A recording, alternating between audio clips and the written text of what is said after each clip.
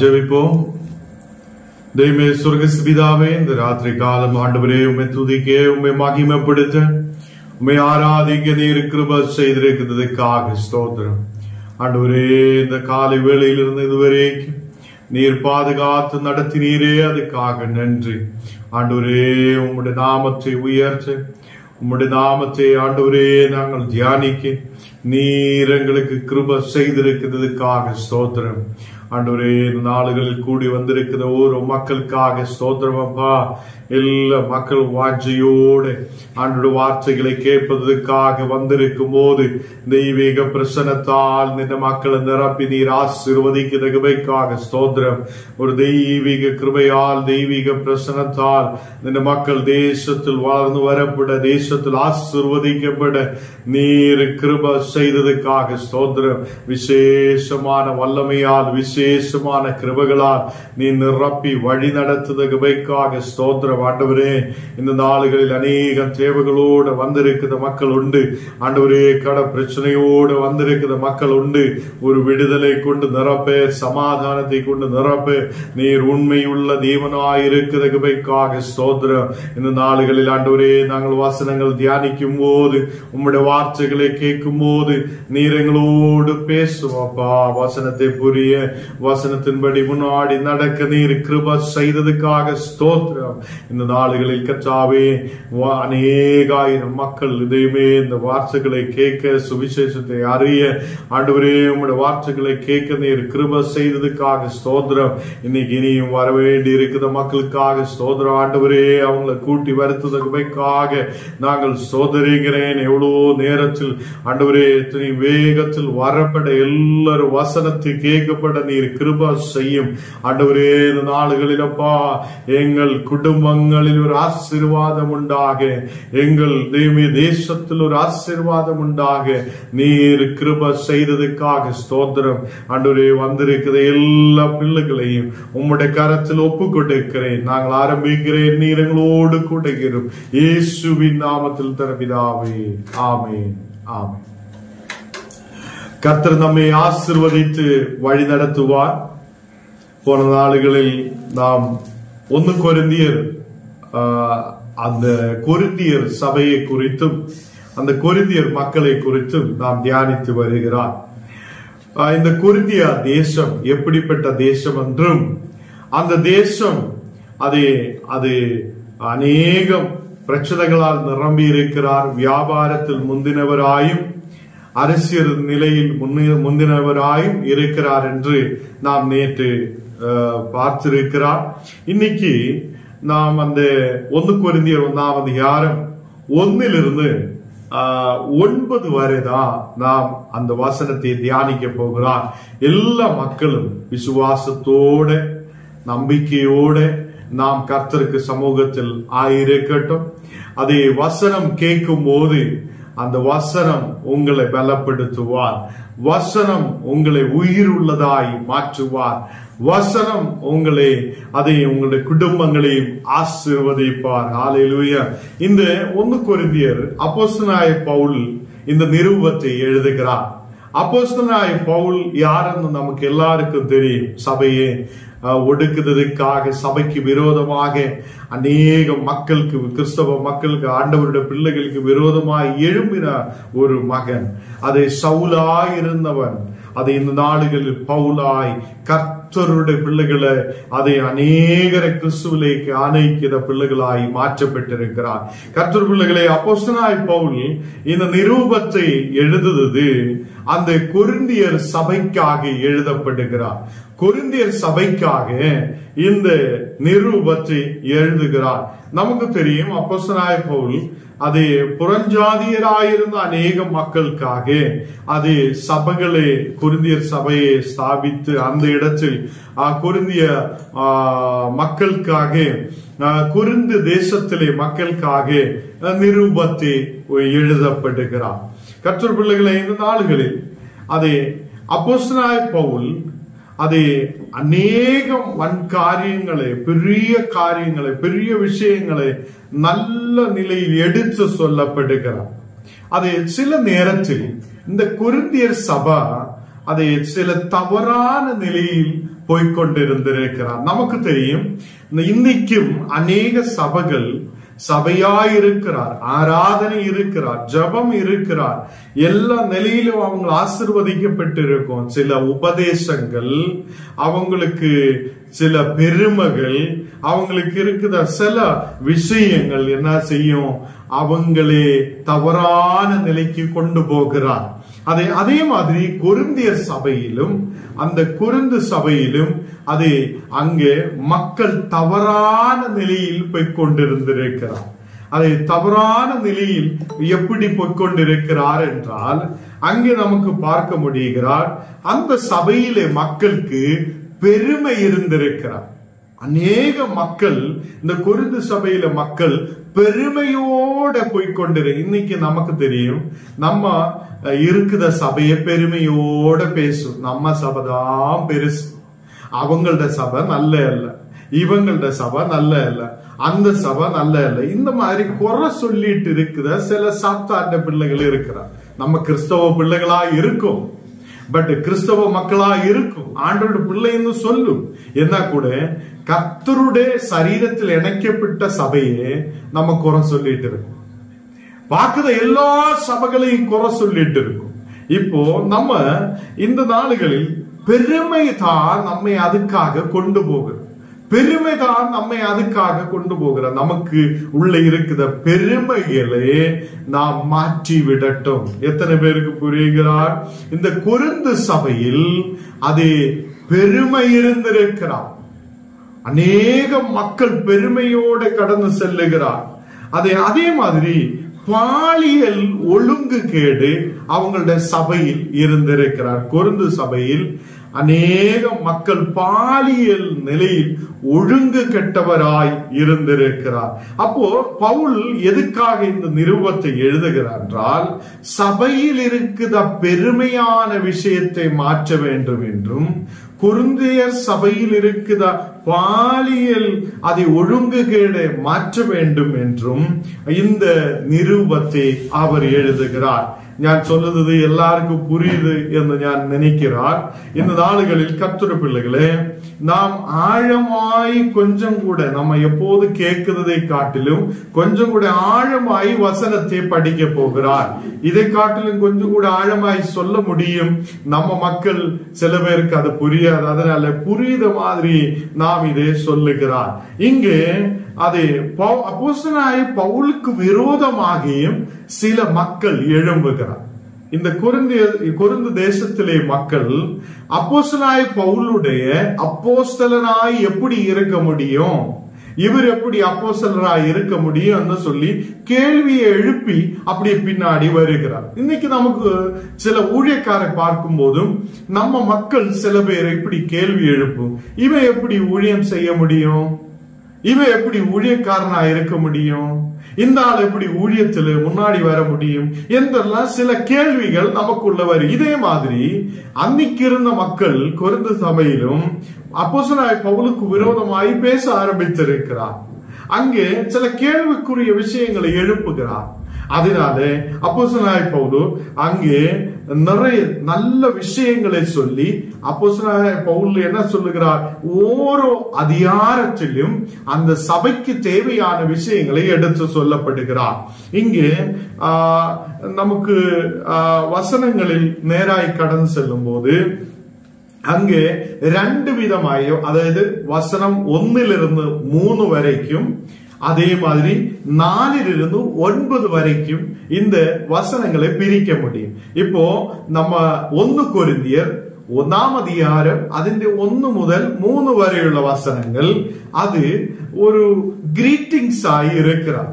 அது அப்போஸ்தலனாகிய பவுல் அவங்களோட விசுவாசிகளே அதை வந்தனம் சொல்லுகிறார், அவங்கள் அதை கிரீட்டிங்ஸ் கொடுக்குத ஒரு இதாய் இருக்கிறார்.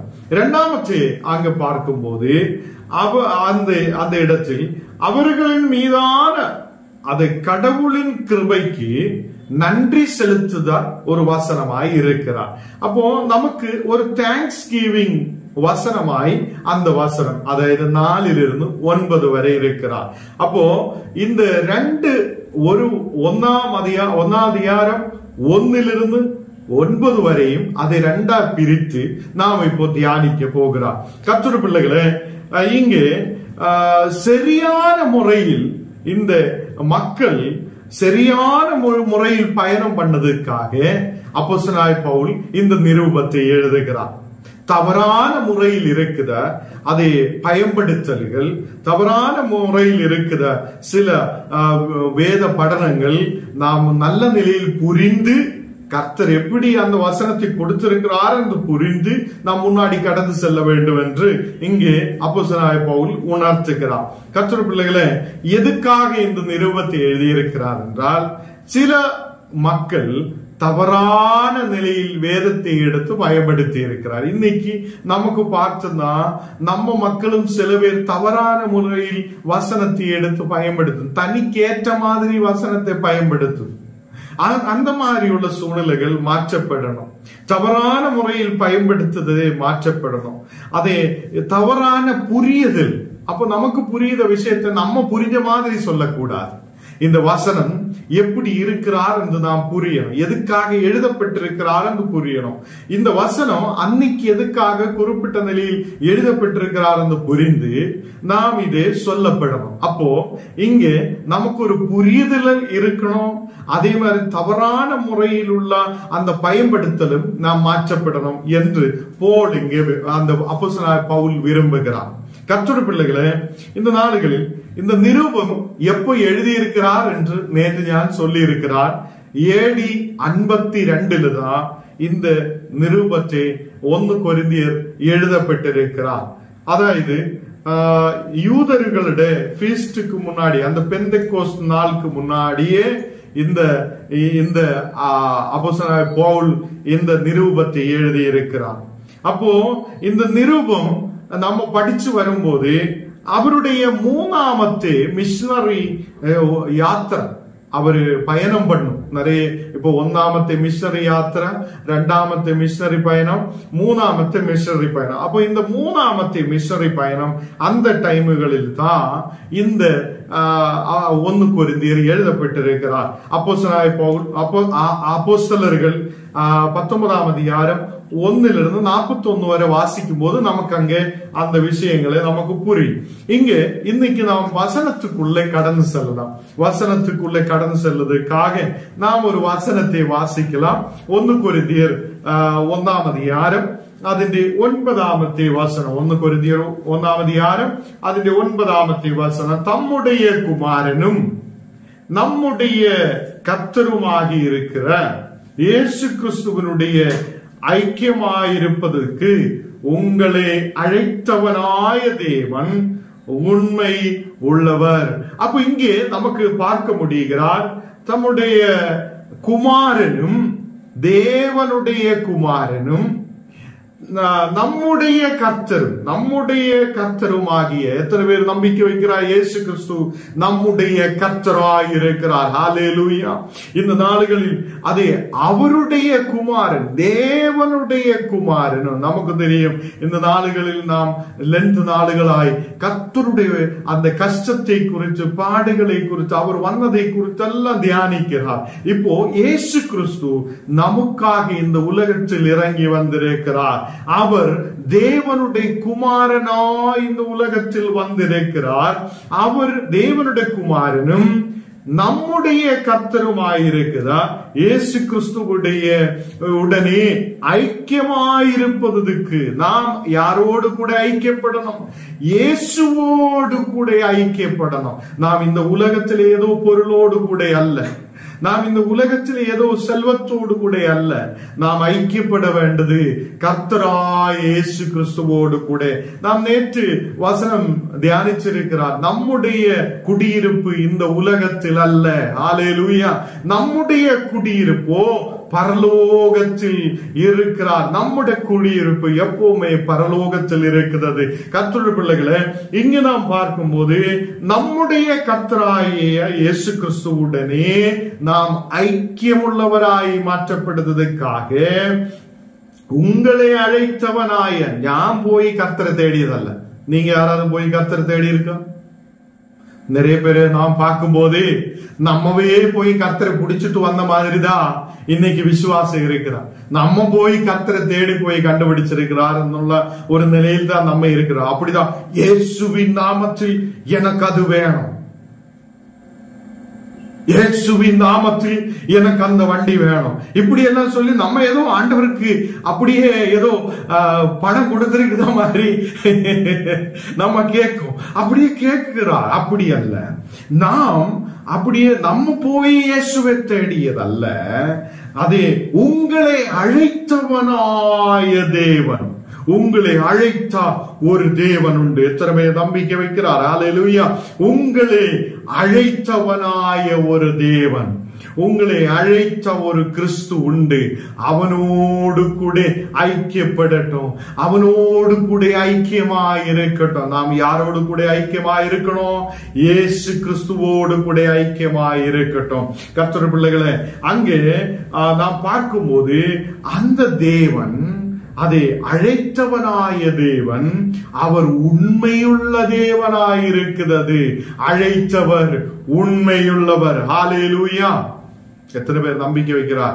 அழைத்த தேவன் உண்மையுள்ளவர். அவர் இனியும் நடத்த வல்லவர். அவர் உங்களை பாதுகாக்க வல்லவர்.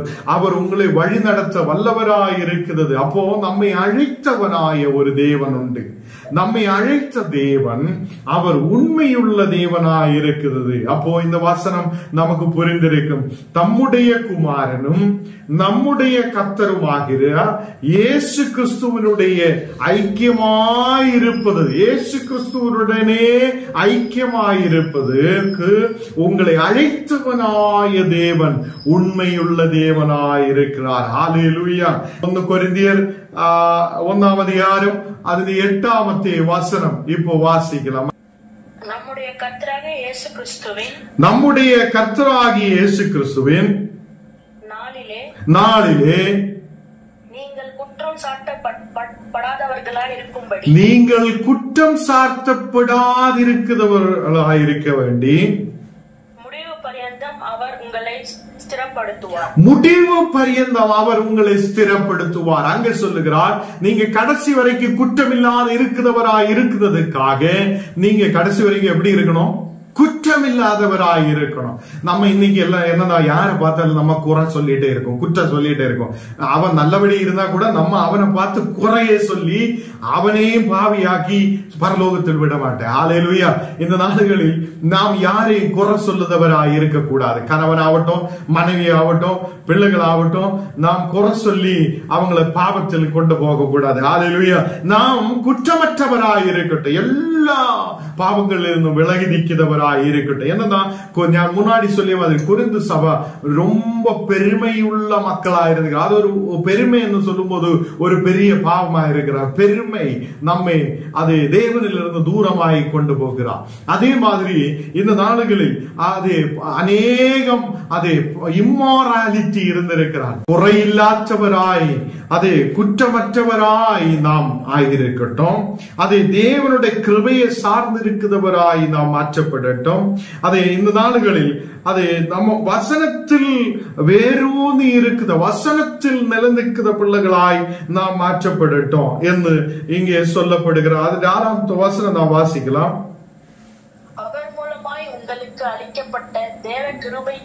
அவர் மூலமாய் அளிக்கப்பட்ட தேவ கிருபைக்காக நான் உங்களை குறித்து எப்பொழுதும் தேவனே ஸ்தோத்தரிக்கிறேன். அங்கே உங்களுக்கு சில வல்லமைகள் கிடைத்திருக்கிறார், உங்களுக்கு சில கர்த்தருடைய கிருபைகளை நீங்க பெற்றுக் கொண்டிருக்கிறார். அதுக்கு நான் கர்த்தரை ஸ்தோத்தரிக்கிறேன் என்று சொல்லப்படுகிறார். கர்த்தர் பிள்ளைகளை, இந்த நாடுகளில் நாம் தேவனுடைய வசனங்களை கேட்கும் போது நாம் ஸ்திரப்பட்டிருக்க வேண்டும் என்று சொல்லி, ஒரு ஆள் ஏதோ சொல்லும் போது உடனடி நம்ம அது வேணுமா இது வேணுமா அப்படி போணுமா அல்ல, நாம் பலப்பட்டு ஸ்திரப்பட்டு இருக்க வேண்டும். கர்த்தர் என்னோடு கூட இருக்கிறார், நான் அவருடைய கிருபையை பெற்றுக் கொண்டிருக்கிறவராய் இருக்கிறார், நான் அவரோடு கூட இருக்கிறதுனால குற்றமற்றவராய் நான் இருக்க வேண்டும்.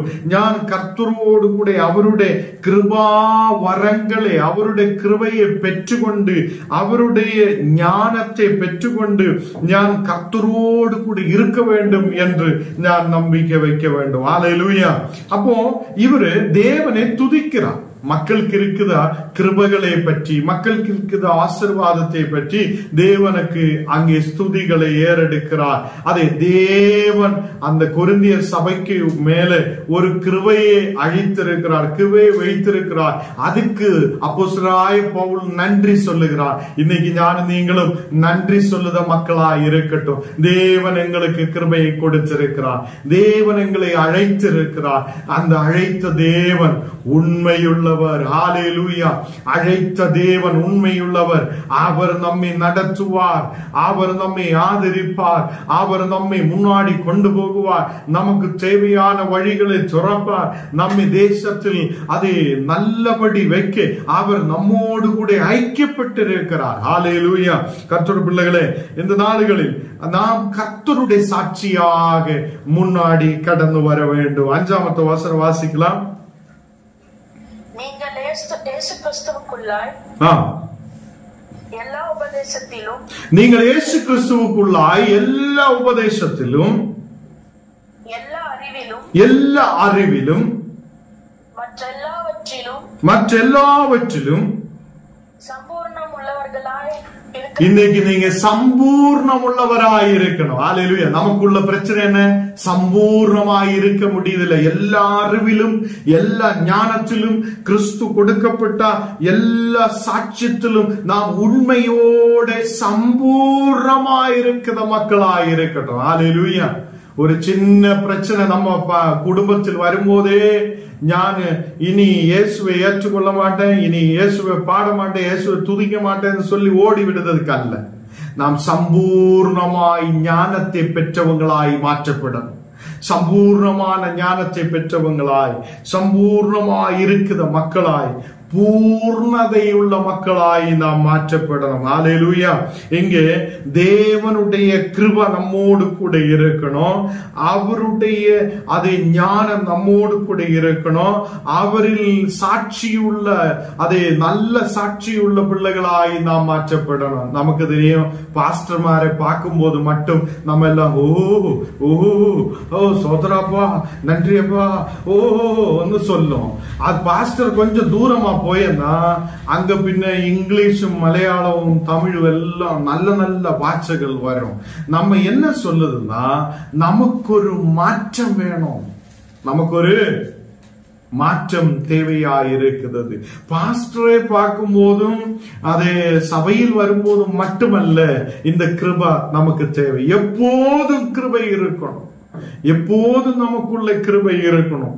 கர்த்தருடைய ஞானம் நமக்குள்ள இருக்கணும், அவருடைய அறிவு நமக்கு இருக்கணும். எனக்கும் உங்களுக்கும் கர்த்தருடைய அறிவு நம்மேல் இருக்கணும். அது ஏதோ சின்ன அறிவல்ல, பரிபூர்ணமான சம்பூர்ணமான ஒரு அறிவு நமக்குள்ளே இருக்கணும். அப்ப நாம் இப்போ வாசிச்சு கேட்டது அதை 4ஆம் வசனத்திலிருந்து 9ஆம் வசனம் வரைக்கும் நாம் பார்த்திருக்கிறார். அப்போ இனி 1ஆமത്തെ வசனத்தில் நாம் வாசிக்கலாம். 1ஆமത്തെ வசனம்,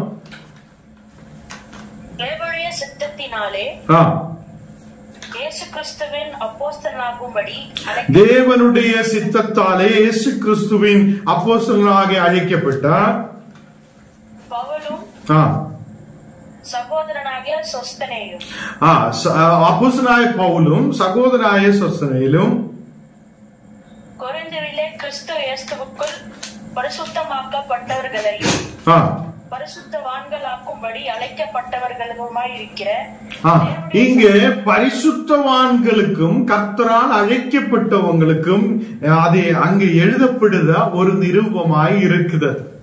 அங்கே அதை அப்போஸ்தலனாகிய பவுலும் அதே மாதிரி அதே சொஸ்தனோசும் கூட சேர்ந்து இந்த கொரிந்திய சபைக்கு கர்த்தருடைய வந்தனத்தை சொல்லுகிறார். அதுக்கு கீழே வாசிக்கலாம்.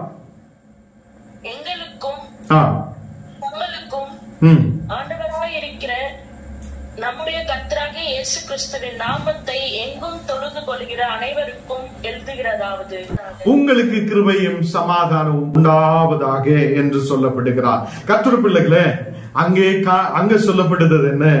எல்லா மக்களுக்கும் கிருபையும் சமாதானம் உண்டாகட்டும் என்றும் அதை கர்த்தராய இயேசு கிறிஸ்துவினால் உங்களுக்கு சமாதானம் உண்டாகட்டும், கிருபை உண்டாகட்டும் என்று சொல்லப்படுகிறார். இங்கே பிதாவாகிய தேவனாலும் கர்த்தராகிய இயேசு கிறிஸ்துவினாலும் உங்களுக்கு சமாதானமும் அதே கிருபையும் உண்டாகட்டும் என்று சொல்லுகிறார். இந்த ராத்திரி காலம் கர்த்தருடைய சமாதானம் உங்களோடு கூட இருக்கட்டும், ஆண்டவருடைய கிருபை உங்களோடு கூட இருக்கட்டும்.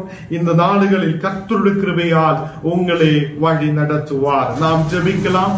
இன்னைக்கு 1 கொரிந்தியர் 1ஆம் அதிகாரம் 1 9 வரை நாம் படிக்க கர்த்தர் நமக்கு கிருபை செய்திருக்கிறார். இனியும் தொடர்ந்துள்ள நாடுகளில் நாம் ஓரோ வசனங்கள் தியானிக்கும். கொஞ்சம் கூட நல்லபடி வசனத்தை சொல்ல கர்த்தர் நமக்கு கிருபை செய்ததுக்காக இனியும் நீங்க ஜெபிக்கணும். நாம் ஆயத்தத்தோட வரட்டும். பைபிள், பேனா, பென்சில் எல்லாம் எடுத்து, புக்கெல்லாம் எடுத்து அதில் எழுதப்பட்டு நாம் நல்லபடிய வசனத்தில் படிச்சு வரும்போது இந்த வசனங்கள் அநேகர் முன்பாக உங்களுக்கு சொல்ல முடியும். நீங்களும் ஒரு சாட்சியாய் மாற்றப்படும். நீங்களும் ஒரு பரிபூர்ணமான சம்பூர்ணமான அறிவை பெற்றுக்கொண்டு நீங்களும் முன்னாடி கடந்து வர கர்த்தர் கிருபை செய்வார். நமக்கு ஜெபிக்கலாம். ஆண்டவரே, இந்த நாளுகளில் அப்பா நாங்கள் வசனத்தை கேட்க நீர் கிருபை செய்தீரே, அதுக்காக நன்றி. இந்த நாளுகளில் ஆண்டவரே நீர் எங்களை பலப்படுத்தி ஆசீர்வதிக்கிறதுக்காக ஸ்தோத்திரம். உமது பிரசன்னத்தால் நீர் எங்களை நிரப்புவதற்காக ஸ்தோத்திரம். விசேஷமாக ஆண்டவரே நீர் உண்மையுள்ளவர் என்று இன்னைக்கு வசனத்தில் நாங்கள் கற்றுக்கொள்ள நீர் எங்களை அழைத்திருக்கிறார் என்று வசனத்திலிருந்து கேட்கப்பட நீர் கிருபை செய்ததுக்காக ஸ்தோத்திரம். முதலாம் கொரிந்தியர் 1ஆம் அதிகாரம் நீக்கி நாங்கள் தொடக்கி வைக்கப்பட நீர் கிருபை செய்தீரே. இனியும் ஆழமான சத்தியத்தை, ஆழமான ஞானத்தை நீர் எங்களுக்கு பகிர்ந்து கொடுக்கிறதுக்காக ஸ்தோத்திரம்.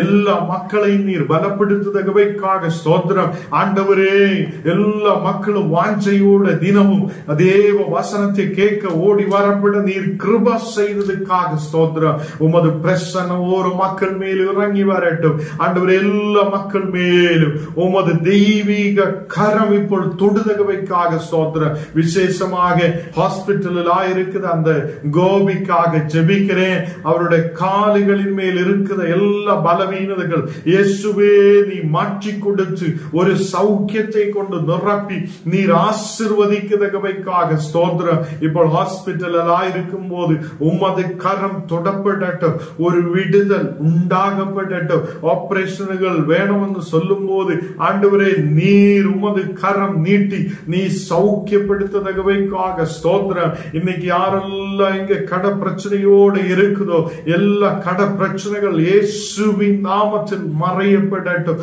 ஆண்டவரே, இந்த மக்கள் தேசத்தில் ஆசீர்வாதத்தோடு இருக்க இந்த டென்ஷன்கள், பலவீனதைகள், கஷ்டங்களிலிருந்து ஒரு விடுதல் உண்டாகப்பட நீர் கிருபை செய்ததுக்காக ஸ்தோத்திரம். படிக்கிற பிள்ளைகளுக்காக ஜெபிக்கிறேன். அவங்களுக்கு ஒரு விடுதல் உண்டாகட்டும். நல்லதில் படிச்சு உயிரப்பட கிருபை செய்யும். யாரெல்லாம் எக்ஸாமுகள் எழுதுதோ அந்த மக்களுக்கு ஒரு நல்ல விடுதலை கொண்டு நிரப்பும். ஆண்டவரே, இந்த நாடுகளில் வியாதி படுக்கையில் இருக்கிற மக்களுக்காக யாரெல்லாம் ஹாஸ்பிட்டல்களில் வீடுகளிலுமாய் கஷ்டத்தோடு பலவீனதையோடு இருக்குதோ அவங்களை நீர் தொடுதகவைக்காக ஸ்தோத்திரம். ஆண்டவரே, இந்த நாடுகளில் வியாபாரத்துக்காக கடந்து செல்ல ஓரோ மக்களையும் நீர் ஆசீர்வதிக்கிறதுக்காக ஸ்தோத்திரம்.